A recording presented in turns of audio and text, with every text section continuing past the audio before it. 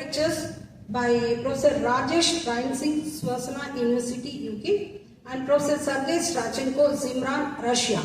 These two lectures and one more lecture is planned in online. So apart from this, we have gender body meetings, executive committee meetings of ISTAM. So we have 36 parallel technical sessions with 68 faculties as chairs and co-chairs. So those things are arranged in the nearby seminar hall complex. We ensure that almost all the presentations will be taken care.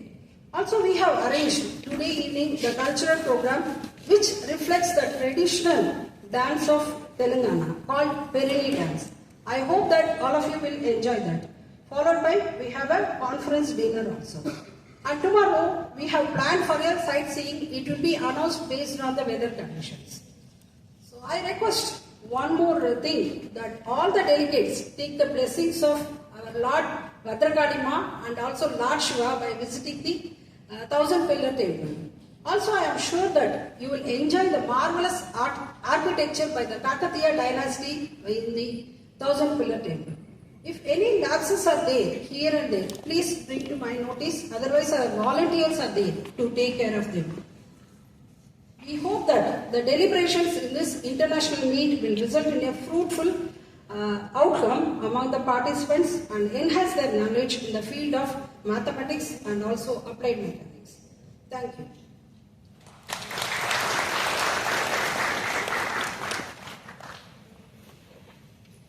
Thank you, ma'am.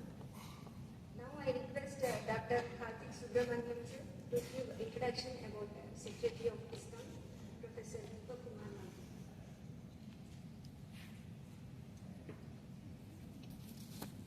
I still feel that we could not satisfy all your requirements, but you have to think from the organizer point of view that there are times required for organizing such events and making the arrangements. So always you try to, whenever you are coming next time, try to stick with the time limit. That will help us to organize the conference in a more better way. With this, I will thank you once again and welcome to NIT Warangal for next 3 days. I hope that you will be enjoying this program and whatever cultural program they will be conducting and also the visits to the nearby places. See, that is a part of our life. Usually when we are in research, we don't try to look at outside the research world. The conference will give you that opportunity that you have taken 4-5 days break and you look other than your technical research area also. With this, thank you once again, and I hope we will be able to finally conduct the conference in a more rigorous manner and fulfill your expectations. Thank you.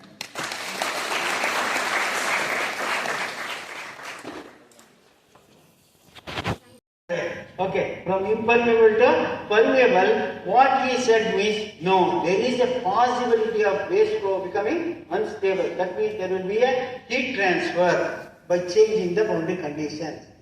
So, when he also gave that number, what is the Darcy-Ray number? It is 197 point something, Reynolds number, what he said, here he said, once it exceeds, then there will be an instability. This is what I am going to tell you, friends, researchers. Why? Means this is how we have to think. Okay. So, always you think that what type of problems we are doing and what we have got. Always that is most important. That means some standard results may be there already in the literature. But how we can contradict by considering the situations which are very much relevant to that problem. Not, we should not contrive something in our mind and we should use. No. It is demanded. Why he considered permeable boundaries? Because the situation demands that. He considered that and he showed that the same results will not be valid whatever Hill showed earlier. Okay, so instability is possible of that base flow. So he published. That's what he wrote down. Just see its title: a proof that convection in a porous vertical slab may be unstable. Rather than becoming always stable, it can become unstable, he said, and he published. Okay. Are there any other situations? Are there any other situations which demands that this problem can be analyzed by considering other aspects? What are the situations that will demand, okay, in discussing such type of problems? That can also, one can look at. It depends on your thinking. That is what it matters. So, young researchers, always you have to think, you have to foresee, oh, these are the situations which demands these things. Okay, next authors thought about that one little bit. What is that? Whenever we are having a porous slab, it is very difficult to have. How can we have the permeability? Here what they consider the permeability of the porous medium is constant. But even man-made porous materials you take, or naturally occurring porous materials you take, it is very difficult to visualize. We will be having only constant permeability. Because the packing will not be so perfect. Always there will be chances of being, what is that? Heterogeneity in permeability. So, one can think of that one. Okay. There will be heterogeneity in permeability. How about looking at this problem, considering heterogeneity in permeability? Because many people might have done other things.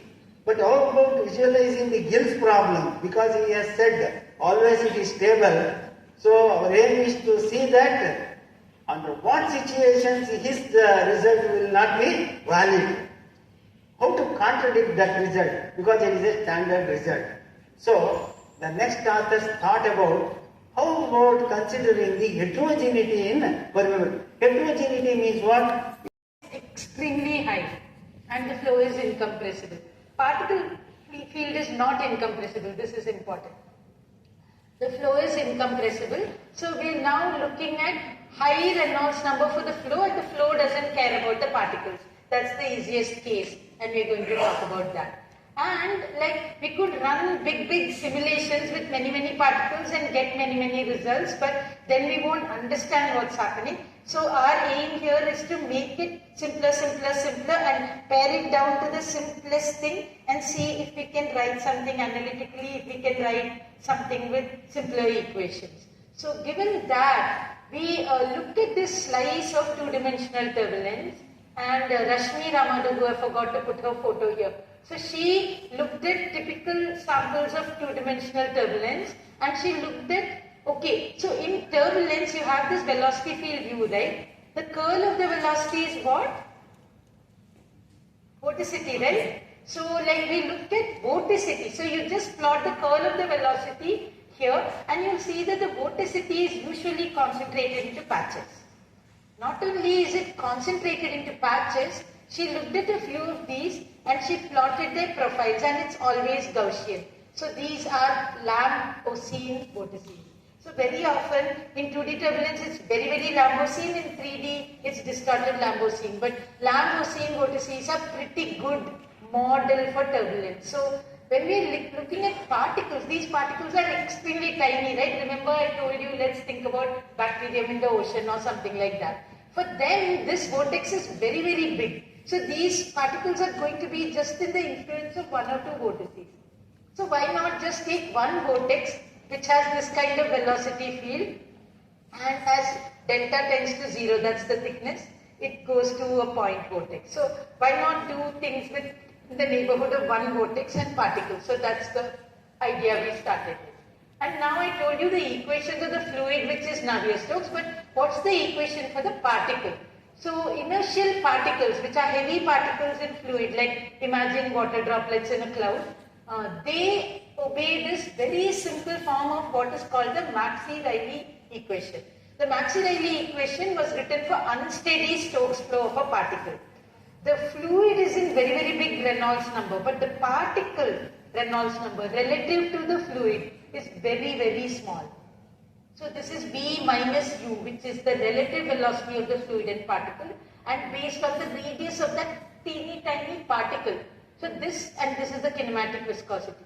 The Reynolds of the particle is very, very small. So we live in unsteady Stokes flow, or sometimes even in steady Stokes flow.